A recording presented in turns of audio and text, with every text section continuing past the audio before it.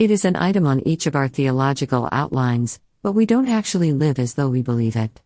We all say that we believe that this is not all there is. We say we really do believe that there's life after this one ends.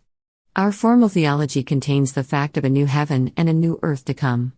But we tend to live with the anxiety and drivenness that come when we believe that all we have is this moment. Here's the real-life, street-level issue. If you don't keep the eyes of your heart focused on the paradise that is to come, you will try to turn this poor fallen world into the paradise it will never be. In the heart of every living person is the longing for paradise.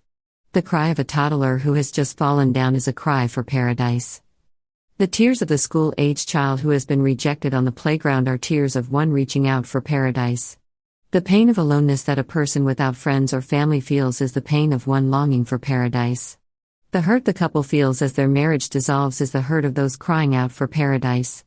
The sadness that the old man feels as his body weakens is the sadness of one who longs for paradise. We all have this longing, even when we are not aware of it, because it was placed there by our Creator.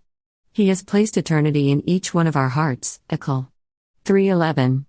Our cries are more than cries of pain, they are also cries of longing for more and better than we will ever experience in this fallen world.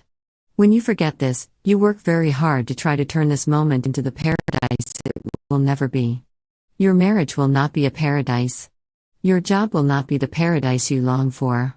Your friendships will not be the paradise your heart craves. The world around you will not function like paradise. Your children will not deliver paradise to you. Even your church will not live up to the standard of paradise.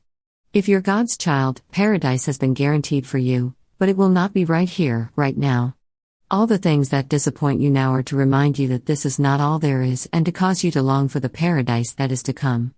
The dreams that die remind you that this is not paradise. The flowers that wilt remind you that this is not paradise. The sin that captivates you should remind you that this is not paradise. The diseases that infect you are to remind you that this is not paradise. Live in hope because paradise is surely coming, and stop asking this fallen world to be the paradise it will never be. Yet God has made everything beautiful for its own time. He has planted eternity in the human heart. But even so, people cannot see the whole scope of God's work from beginning to end.